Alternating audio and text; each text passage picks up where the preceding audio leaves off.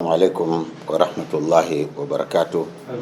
Waandishi habari, karibuni sana tena katika ofisi zetu za BAKWATA makao makuu hapa.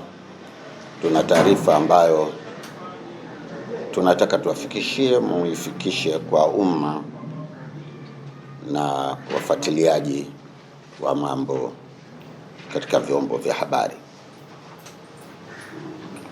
Taarifa kwa umma. Baraza la Ulama Taifa katika kikao chake kilichofanyika leo tarehe 21 mwezi wa 7 2026 hapa BAKWATA makao makuu chini ya Mufti wa Tanzania na mwenyekiti wake Dr. Abubakar Zuberi, kikizingatia uamuzi wao wa tarehe 14 mwezi huu wa kuwasimamisha mashehe watatu kupisha uchunguzi wa tuhuma dhidi yao.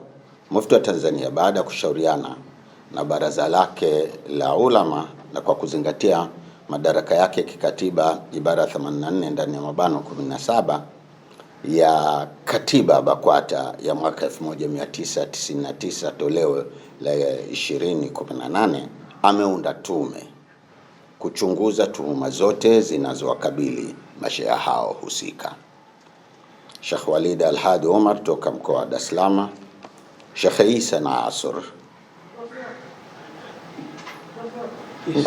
Sheikh Isa Nasr Isa kutoka mkoa wa Singida na Sheikh Hassan Idi Kibura toka mkoa wa Kigoma. Tume hiyo imepewa mwezi mmoja kuchunguza kadhia hizo na kuwasilisha taarifa zake kwa Mufti wa Tanzania ambaye pia ni mwenyekiti wa baraza la ulama BAKWATA. Wajumbe wa tume hiyo ni hawa wafuatao: 1. Sheikh Shaban Juma Abdallah, Sheikh wa mkoa wa Arusha, mwenyekiti. Dr.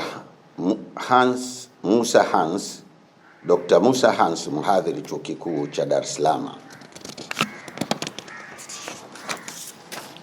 Dr. Abdallah Tego, mhadhiri chuo kikuu cha Morogoro. Wakili Ummi Aziz Kheri, mwanasheria. Mwalimu Ali Abdallah Ali, mkurugenzi wa elimu BAKWATA. Hamisi Kalimwage, mjumbe wa kamati ya utatuzi wa migogoro ya misikiti na madrasa nchini. Tunasihi Waislamu wote wasiokuwa Waislamu kuwa watulivu kwa kipindi hiki ambacho tume inafanya kazi, na pia tunawaomba wenye taarifa muhimu kuhusu kadhia hii waweze kuwasilisha taarifa zao ndani ya tume hii. Pia wale wote watakaohitajika na tume katika kukusanya taarifa muhimu, tunawaomba watoe ushirikiano ili kufanikisha malengo ya tume hii ambayo ni kutenda haki kwa kila upande. Tunamwomba Mwenyezi Mungu atuwezeshe katika jambo hili la kheri. Wa billahi tawfik. Hassan Said Chizengo, katibu wa baraza la ulama na msemaji wa Mufti.